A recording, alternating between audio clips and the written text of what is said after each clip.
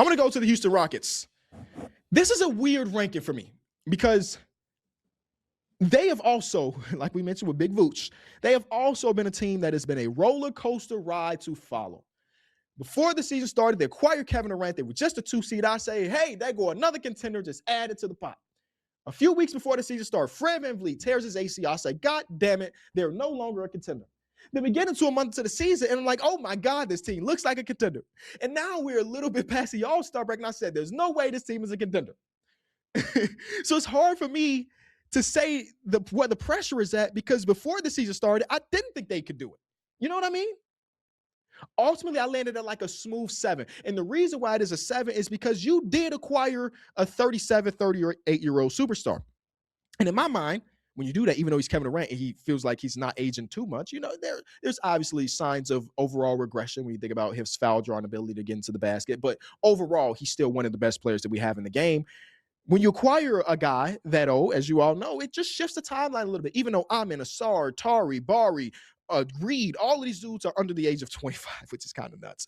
It does push the timeline at least a little bit. And even if you're not successful in the Kevin Durant era, whether it be just this year, the next 3 years, whatever, because I think he got one more year in his contract, you have to figure out how you pivot away from that eventually. And do we look at that core and say like, hey, that team is going to win I don't know. I don't know. So the pressure that I have for them is to just stay competent and become a contender during the Kevin Durant time. And I'm not expecting it to be this season, but I watched their game the other night. I didn't watch it live. I watched it. It was a day game. I watched it later in the night. It was their game versus the Miami Heat. And though the Miami Heat are an average offensive team, one thing I admire so much about what they do is that when they have a game plan, damn it, from the first possession to the last possession, they're going to try to execute that game plan. You saw the perfect example on the national TV scales when we got to the play-in last season, a place where the Heat have been for the last 100 years, and they played against the Bulls, and from the first possession, they hunted Josh Giddey with Wiggins, and they hunted Josh Giddey with everybody. I was like, oh, snap. They wanted to showcase that Josh Giddey is unplayable, and guess what they did? They showcased that Josh Giddey was unplayable. From the very first possession in this game, they went at Alperen Sengun time and time again. It was at the beginning of the game, where it was our boy Larson being guarded by him. They put Larson in every single action as a ball handler, as a screener. It says, Sengun, you got to make a decision. And it was bad, man. This was like a film session for anybody that is an Alperen Sengun skeptic about what his overall ceiling can be or how good he can be on a really good team. This is a game that the skeptic's going to look at and say, see, I told you. And I've never appreciated Jabari Smith Jr.'s game more than watching this one game at the end of February.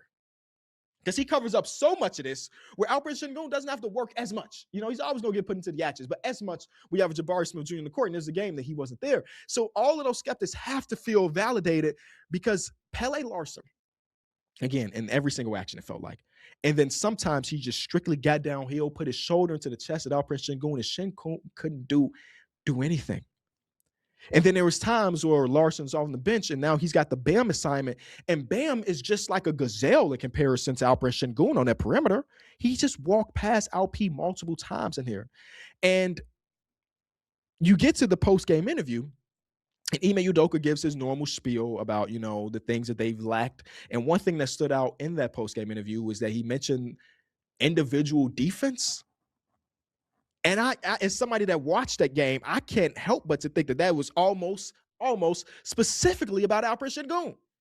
And it wasn't the first time that he said something very similar in a game where maybe Alp didn't have his best performance. So it's just in the back of my mind.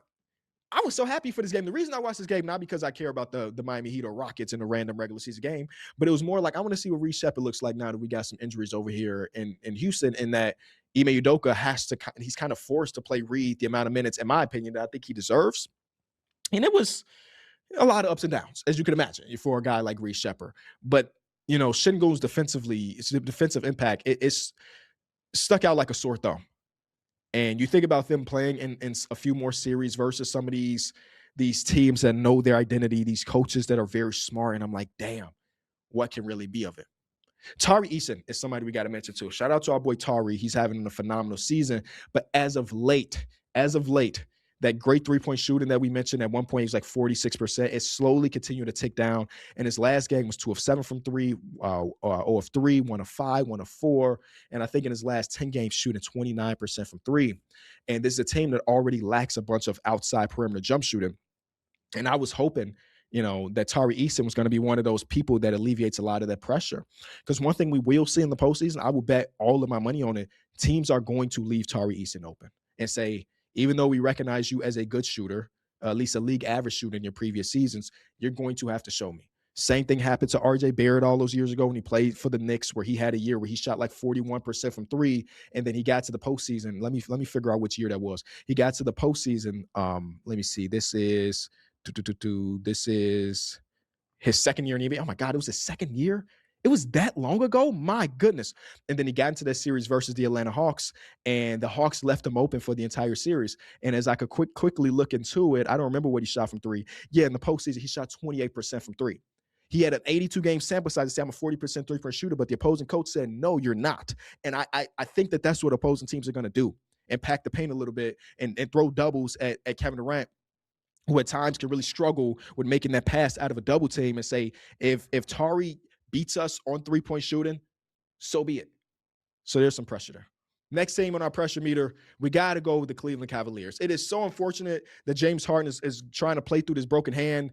I went from, oh my God, the season is over, to the next report saying he's going to play through it. I'm like, okay, oh my God, the season is saved. And then in their game versus the Pistons, a game that he didn't suit up for, Kenny Atkinson said that he's struggling with even dribbling the ball. So even though it is his offhand and he is a left-handed shooter, he's got a right-hand injury. If he's struggling to dribble the ball, we got 20 games left. So hopefully by the time the playoff starts, it's not something we think about. But struggling to dribble for Mr. Pound and Rock himself, James Harden? I don't like that. Overall, I think their pressure is at about an 8. And the reason it's at an 8, obviously they made the trade for James, but the core that we've seen of Donovan and Evan and Jared, this is their 4th year, right? If I'm not mistaken, it's their 4th year altogether, maybe even 5th. I'm tripping. 4th year altogether. And they made the decision at the deadline that Darius Garland does not help them reach that ceiling, And the one thing you can say about James that he's going to play, and now he's trying to play through a broken hand. And when you trade a guy who's 26 for a guy that's 36, like we mentioned with Kevin Durant and the elevated timeline, it shifts the timeline at least a little bit. James Harden has been really good to great this season, an all-star caliber player this year. But eventually, the time thing will catch up to all of our GOATs. It just caught up to my GOAT a few weeks ago over All-Star Weekend. We had to officially retire. It's going to catch up to a guy like James.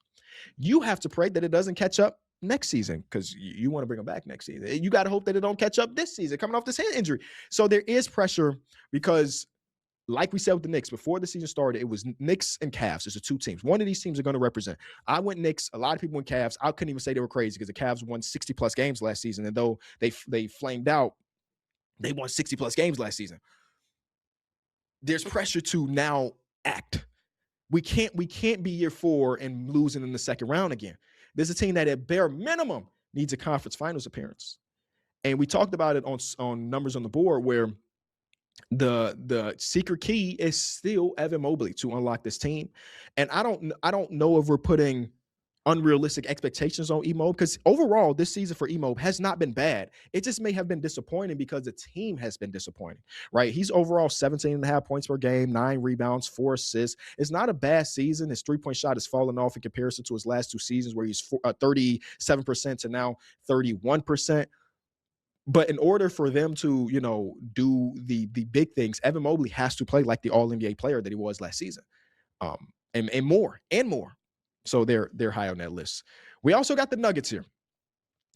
The Nuggets right now have the 21st ranked defense, right? Their pressure meter, I put it like a 7, by the way. They have the 21st ranked defense. And as you go through previous NBA champions, we went all the way back to 2000, because the 90s are a long time ago. I don't know, bro. That was like 30 years ago. So from 2000, that 21st ranked defense will be tied for the worst defensive team to win a championship, tied with the 2002 Lakers, the second championship in their three-peat. And you could say, Kenny, they've had a lot of injuries, which they absolutely have. Aaron Gordon, a Christian Brown has missed time. Obviously, Cam Johnson missed time. They have not been a good defensive team, and part of that might be because of the injuries and stuff. But obviously, I think they're, in my mind, they're the second highest contender. So I don't want to act like that defensive thing that I mentioned is that big of a deal, but it is a big deal. Hit subscribe for more news, highlights, and analysis from the NBA on NBC.